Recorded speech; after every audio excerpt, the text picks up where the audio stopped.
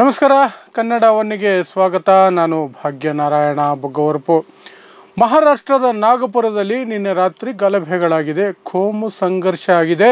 ಸಾಕಷ್ಟು ವಾಹನಗಳಿಗೆ ಬೆಂಕಿ ಹಚ್ಚಲಾಗಿದೆ. 34 ಪೊಲೀಸರು ಸೇರಿದಂತೆ ಟೋಟಲ್ ಒಂದು 40ರಿಂದ 45 ಜನಕ್ಕೆ ಗಾಯಗಳಾಗಿದ್ದಾವೆ. ಇದೆಲ್ಲ ಆರಂಭ ಆಗಿದ್ದು ಔರಂಗಜೇಬ್ ಸಮಾಧಿ ಏನಿದೆ ಅದನ್ನು ಅಲ್ಲಿಂದ ತೆರವುಗೊಳಿಸಬೇಕು ಅಂತ ಹಿಂದುತ್ವ ಸಂಘಟನೆಗಳು, ಅದರಲ್ಲೂ ವಿಶೇಷವಾಗಿ ಬಜರಂಗ ದಳ ಮತ್ತು ವಿಶ್ವ ಹಿಂದೂ ಪರಿಷತ್ ಕಾರ್ಯಕರ್ತರು, ಆ ಪಡೆಗಳು, ಆ ಗುಂಪು ನಿನ್ನೆ ಪ್ರತಿಭಟನೆಯ ಹೆಸರಿನಲ್ಲಿ ಒಂದಷ್ಟು ಉದ್ರೇಕಕರವಾದಂತಹ ಘೋಷಣೆಗಳನ್ನು ಕೂಗ್ತಾ ಒಂದಷ್ಟು ಮೆರವಣಿಗೆಯನ್ನು ಮಾಡ್ತು. ಆ ಸಂದರ್ಭದಲ್ಲಿ ಒಂದು ವದಂತಿ ಹಬ್ಬಿತು. ಅದು ವದಂತಿಯೋ ನಿಜವಾಗ್ಲೂ ನಡೆದಿದೆ ಅನ್ನೋದ್ರ ಬಗ್ಗೆ ಇಲ್ಲಿಯವರೆಗೆ ಸ್ಪಷ್ಟತೆ ಇಲ್ಲ. ಅದೇನು ಅಂತಂದರೆ ಇಸ್ಲಾಂ ಧರ್ಮಗ್ರಂಥವನ್ನು ಬೆಂಕಿಗೆ ಆಹುತಿ ಕೊಡಲಾಯಿತು ಅಥವಾ ಸುಟ್ಟು ಹಾಕಿದ್ರು ಅನ್ನುವಂತಹ ವದಂತಿ ಹಬ್ಬುತ್ತೆ. ಆ ಸುದ್ದಿ ಹಬ್ಬಿದ್ದೇ ತಡ ಈ ಕಡೆ ಮುಸ್ಲಿಂ ಸಮುದಾಯದಿಂದಲೂ ಸಹ ಪ್ರತಿಕ್ರಿಯೆ ಬರುತ್ತೆ. ಆ ಪ್ರತಿಕ್ರಿಯೆ ಈ ಒಂದು ಮೆರವಣಿಗೆ, ಇವರ ಒಂದು ಏನಿದೆ ಗಲಾಟೆ, ಸಮಾಧಿಯನ್ನು ಸ್ಥಳಾಂತರಿಸಬೇಕು ಅಥವಾ ಸಮಾಧಿಯನ್ನೇ ತೆಗೆದು ಬಿಡಬೇಕು ಅನ್ನುವಂತಹ ಒತ್ತಾಯದಿಂದ ಅಥವಾ ಬೇಡಿಕೆಯಿಂದ ಏನು ಮಾಡ್ತಿದ್ದಾರೆ, ಇದರ ಫಲವಾಗಿ ನಿನ್ನೆ ನಾಗಪುರದಲ್ಲಿ ಬೆಂಕಿ ಬಿತ್ತು. ನಾನು ಹೇಳ್ದಂಗೆ ಆ ಬೆಂಕಿಯಲ್ಲಿ ನೂರಾರು ವಾಹನಗಳು ಸುಟ್ಟು ಹೋಯಿತು. ಸಾಕಷ್ಟು ಮನೆಗಳಿಗೆ ಹಾನಿಯಾಯಿತು. ಪೊಲೀಸರ ಮೇಲೆ ಕಲ್ಲು ತೂರಾಟ ಆಯಿತು. 34 ಜನ ಪೊಲೀಸರಿಗೆ ಗಂಭೀರವಾದ ಗಾಯಗಳಾಗಿದ್ದಾವೆ. 5ರಿಂದ 10 ಜನ ನಾಗರಿಕರು ಸಹ ಇದರಲ್ಲಿ ಗಾಯಗೊಂಡಿದ್ದಾರೆ. ಎರಡೂ ಗುಂಪುಗಳ ನಡುವೆ ದೊಡ್ಡ ಘರ್ಷಣೆ, ಕಲ್ಲು ತೂರಾಟ ದೊಡ್ಡ ಮಟ್ಟದಲ್ಲಿ ಆಯಿತು.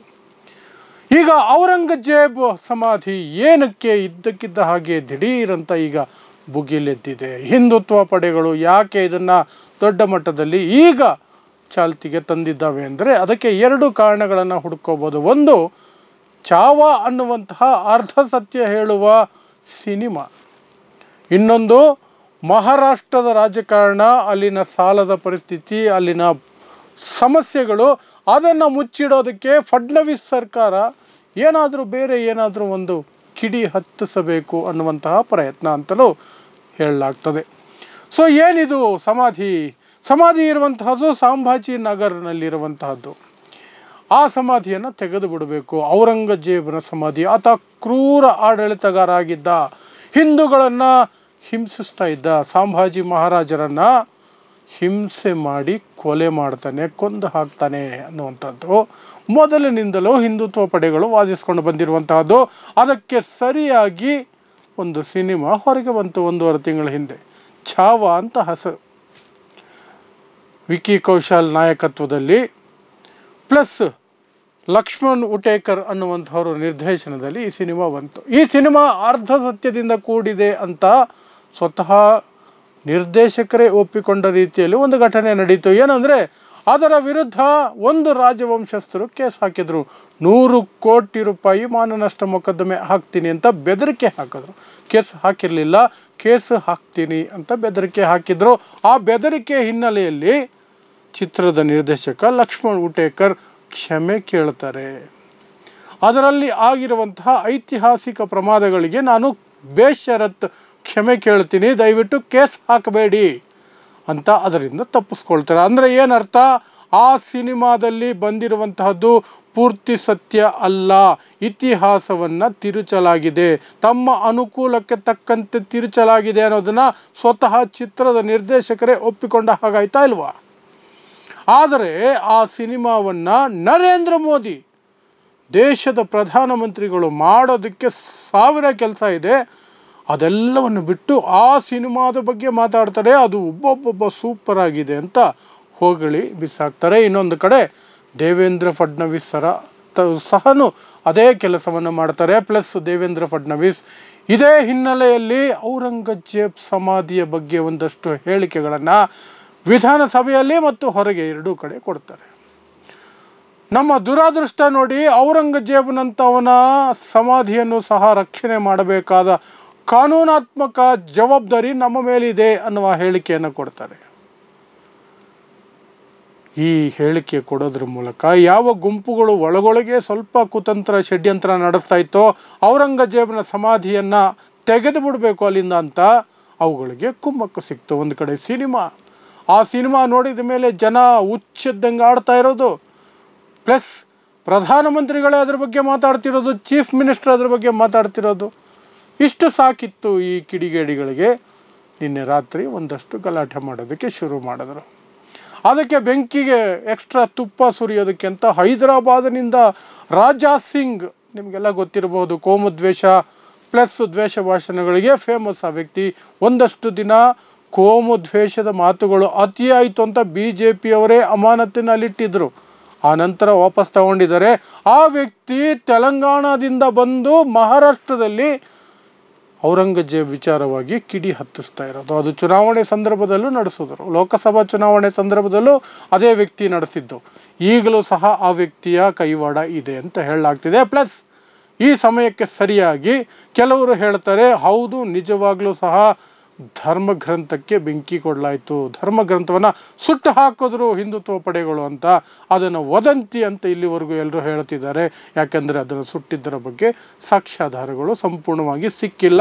ಕೆಲವರು ನಮ್ಮ ಹತ್ರ ಇದೆ, ನಾವು ಮುಂದಿನ ದಿನಗಳಲ್ಲಿ ಹೊರಗಿಡ್ತೀವಿ ಅಂತಿದ್ದಾರೆ. ಅದೇನೇ ಇರಲಿ, ಸದ್ಯಕ್ಕೆ ಅದು ವದಂತಿ.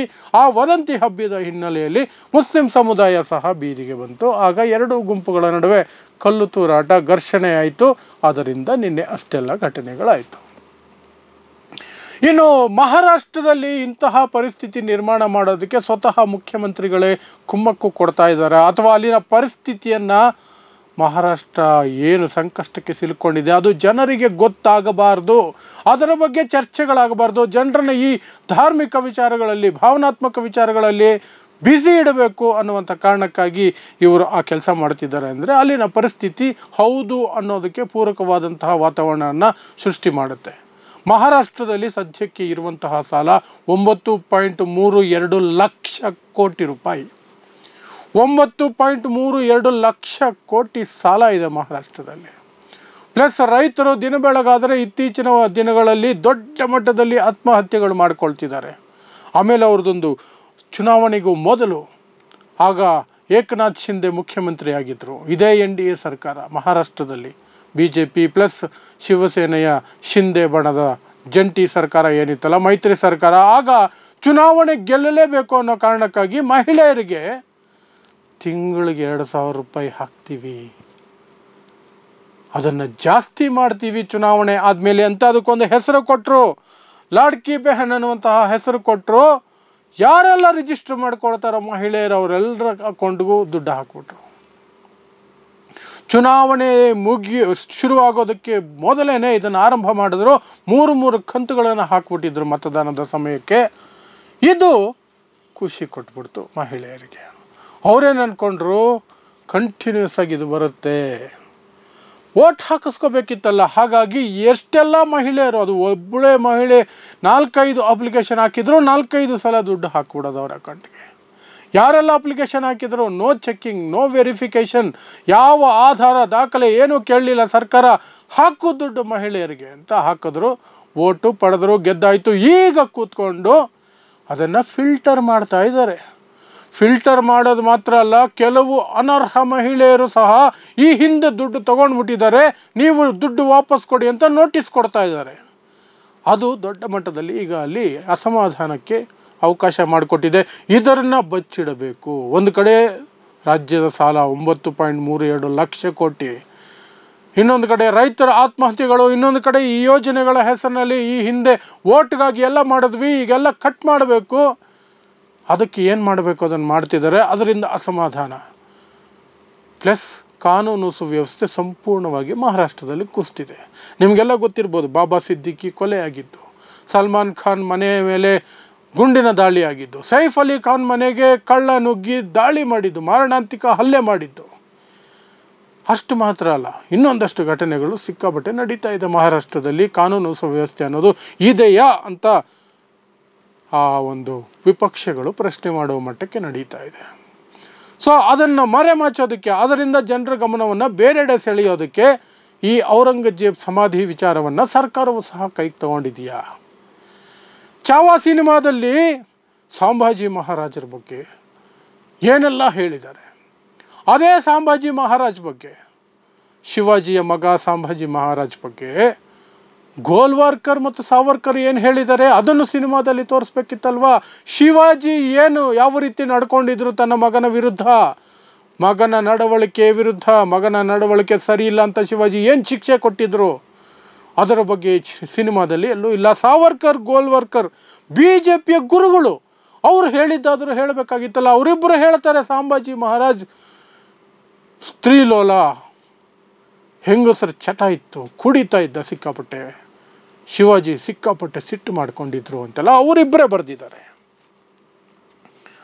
ಅದ್ಯಾವುದನ್ನು ತೋರಿಸ್ದೆ ಜನರ ಭಾವನೆಗಳನ್ನು ಹಿಂದೂ ಮುಸ್ಲಿಂ ಕಡೆಗೆ ತಿರುಗಿಸಿ, ಔರಂಗಜೇಬ್ ಕಡೆಗೆ ತಿರುಗಿಸಿ ಇವತ್ತು ಔರಂಗಜೇಬ್ ಸಮಾಧಿ ಏನಿದೆ ಅದನ್ನು ತೆಗೆದು ಬಿಡಬೇಕು, ತೆರವು ಮಾಡಬೇಕು. ಅದನ್ನು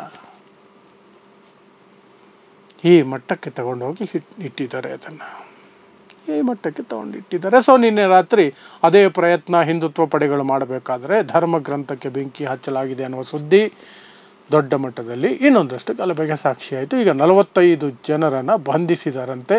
ನನಗೆ ಗೊತ್ತಿರುವವರೆಗೂ BJP ಸರ್ಕಾರ, ಫಡ್ನವೀಸ್ ಸರ್ಕಾರ ಇರೋದರಿಂದ ಎಲ್ಲ 45ರಲ್ಲಿ ಆಲ್ಮೋಸ್ಟ್ 40 ಜನ ಮುಸ್ಲಿಮರನ್ನು ಬಂಧಿಸಿರ್ತಾರೆ ನನ್ನ ಅನುಮಾನ.